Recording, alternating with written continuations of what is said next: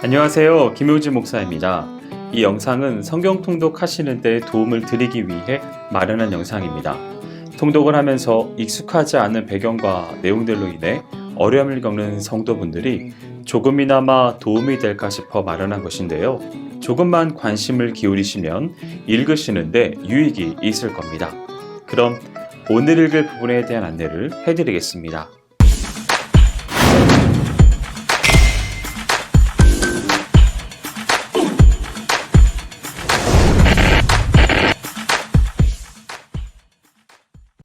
오늘 읽을 본문은 에스겔 32장에서 34장까지입니다.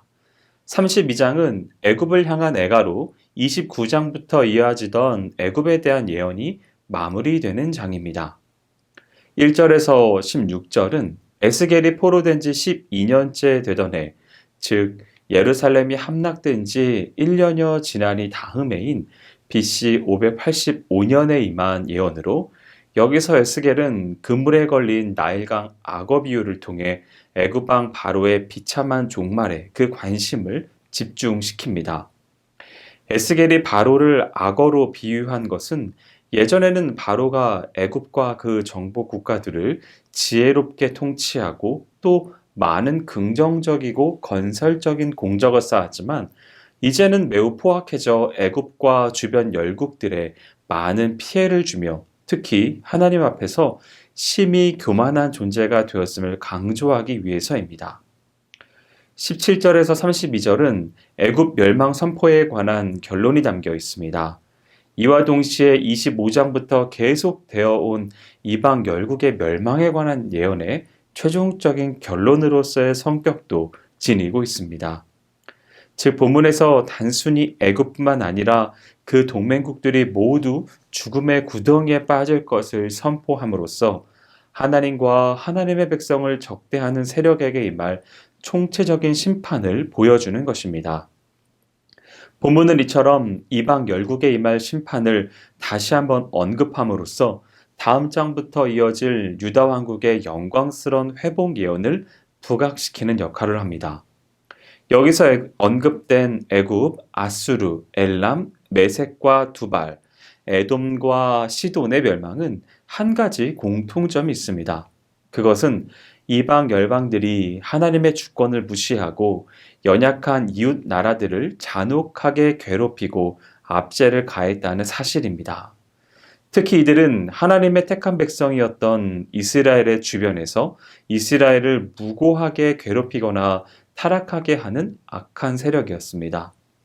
바로 이런 연유로 인해 열방들은 하나님의 공의로운 심판을 받게 되는 것입니다. 33장부터 39장은 하나님의 은혜 가운데 이스라엘이 바벨론 포로에서 돌아오며 종교적으로 회복되어 하나님 백성의 자격을 되찾는 반면 사단의 세력은 영원히 멸망받을 것이 예언됩니다. 그중 33장은 이에 대한 서론격의 역할을 합니다. 1절에서 9절은 에스겔이 하나님으로부터 받은 회복의 메시지를 전할 수 있는 이유는 그가 하나님으로부터 이스라엘 백성에게 임박한 재난을 경고하는 사명을 받았기 때문이라고 밝히는 단락입니다. 파수꾼이란 대적의 위협과 기습 공격을 신속히 알림으로써 동족으로 하여금 이를 안전하게 방어하고 대비하도록 하는 사명을 맡은 자입니다. 결국 파수꾼의 성실성 여부에 따라 자신의 생명은 물론이거니와 공동체의 운명도 달려있는 것입니다. 이와 더불어 간과할 수 없는 사실은 영적 파수꾼이 전하는 경고의 메시지를 전해드는 백성들의 자세입니다. 아무리 영적 파수꾼이 성실하게 사명을 다하여 위기를 전할지라도 백성들이 그 소식을 외면하거나 왜곡한다면 아무런 소용이 없게 될 것입니다. 그런 점에서 영적 파수꾼의 경고에 대해 이스라엘 백성은 올바로 분별하고 신속히 대응할 책임이 있습니다. 10절에서 20절은 에스겔이 이스라엘 백성들을 향해 모든 사람은 각자의 선택에 따른 책임을 지게 될 것이고 그와 함께 각자의 죄에서 돌이켜야 함을 촉구하고 있습니다. 과거에 아무리 중한 죄인이었다 하더라도 지금 돌이킨다면 그는 구원을 받게 되고 반대로 과거 아무리 의인이라 칭함을 받았다 하더라도 지금 죄 중에 거한다면 심판의 대상이 된다는 것입니다. 이러한 에스겔의 선포는 곧 영적 파수꾼의 사명 가운데 외부로부터 침공해 오는 대적들의 위협을 경고하는 것도 중요하지만 그 무엇보다 백성들 내부에 발생하는 각종 죄악과 부패를 경고하고 청결히 하는 사명이 더욱 중요함을 보여줍니다. 하나님의 백성에게는 강력히 도전해 옵는 외부의 적보다 오히려 하찮게 보이지만 결국에는 공동체 전체를 함몰시키고 마는 내부의 적이 더욱 위험하다는 사실을 잊어서는 안 됩니다. 21절에서 33절은 예루살렘 함락 소식이 전달되고 이후에도 여전히 유다에 남아있던 자들의 멸망에 대한 경고를 기록하며 바벨론의 포로로 잡혀간 자들이 지켜야 할 교훈을 수록하고 있습니다.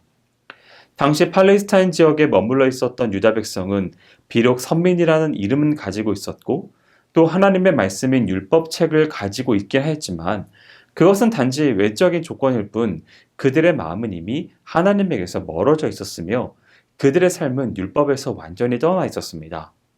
뿐만 아니라 하나님이 가증히 여기시는 범죄를 계속하며 우상 숭배에 심취해 갔습니다. 한편 이와는 달리 바벨론의 포로로 끌려갔던 자들은 그래도 가나안 본토에 남아있는 자들에 비해 신앙 상태가 덜 혼탁했습니다. 그렇지만 안타깝게도 그들은 단순히 말씀에 대한 호기심이나 선지자가 전하는 메시지의 유료함에만 관심이 있었을 뿐 그 전한 말씀을 온전히 신뢰하고 자신을 개혁하는 일에는 관심을 두지 않았습니다. 34장은 악한 지도자에 대한 경고와 참 목자를 통한 이스라엘의 회복이 예언되는 장입니다. 1절에서 10절은 하나님이 택하신 이스라엘의 지도자들과 백성을 목자와 양으로 각각 비유하여 특히 지도자들에게 팽배해 있는 부패와 타락을 고발하고 있습니다. 목자와 양이라는 관계는 하나님과 그의 백성 이스라엘의 관계를 나타낼 때 자주 사용되었습니다. 이는 하나님의 절대적인 보호와 안전하고 평화로운 인도하심, 그리고 그에 부응하는 이스라엘 백성의 순종이라는 측면을 강조한 비유입니다.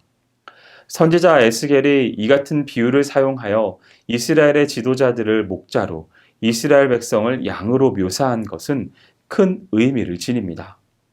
즉, 이스라엘의 지도자는 참 목자이신 하나님의 뜻을 바로 실천해야 하는 목자의 사명을 위임받았던 것입니다.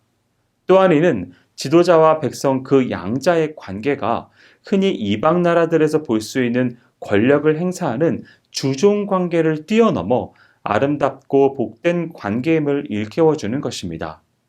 어떻게 보면 백성은 지도자가 어떻게 이끄느냐에 따라 그 삶의 방향을 잡아갈 수밖에 없는 한계가 있는 존재입니다. 사실 목자 없는 양은 맹수에게 노출되어 쉽사리 노략 대상이 되고 맙니다. 11절에서 31절은 이스라엘의 진정한 주인이시요 선한 목자 되신 분이 하나님이란 사실과 이러한 하나님이 베푸시는 은혜로운 약속을 소개하고 있습니다. 본문에서는 하나님의 백성을 괴롭히는 무리 중에는 백성의 지도자만 있었던 것은 아니란 사실이 나타납니다. 악한 지도자 아래에는 지도자들의 권력에 기생하여 자기들보다 힘이 약한 백성들을 압제하여 배를 채우는 간사하고 기회주의적인 무리가 있었음을 밝히고 있습니다. 하나님은 바로 이 같은 악한 무리들을 결코 간과하지 않으실 것이요 악한 지도자와 마찬가지로 심판하여 응징하실 것입니다.